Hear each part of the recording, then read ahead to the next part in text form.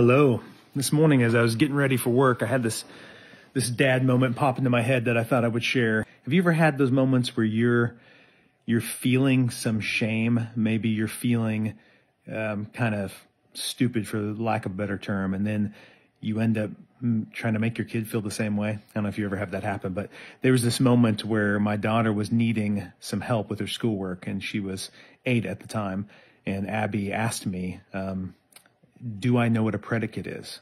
Now, maybe many of you watching this video know what a predicate is, and I do now, but at the time when she asked me, immediately my brain was like, oh no, I don't know what a predicate is. Why don't you know what a predicate is?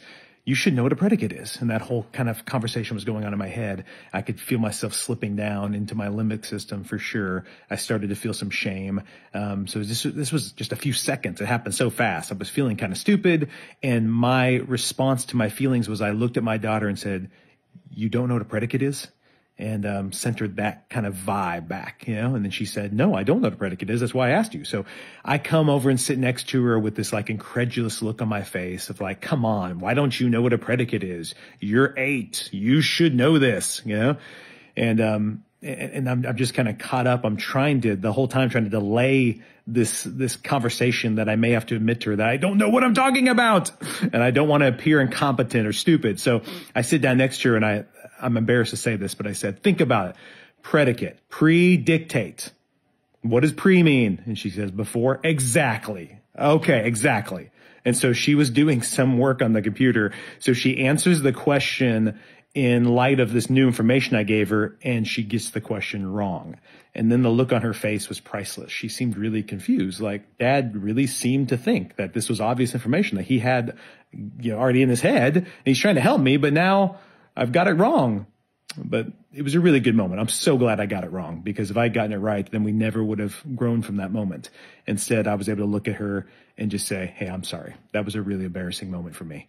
I have no idea, to be honest with you, what a predicate is. I mean, I've heard of it, and I've just forgotten it. So let's look it up. So we Googled it. We found out. We learned. She answered the question. She got it right. But it was just a really interesting moment where I noticed the shame of feeling stupid and incompetent. I used that feeling in my limbic system and I projected it onto my daughter. And it was almost like I was now giving it to her. Like she should feel the way I'm feeling.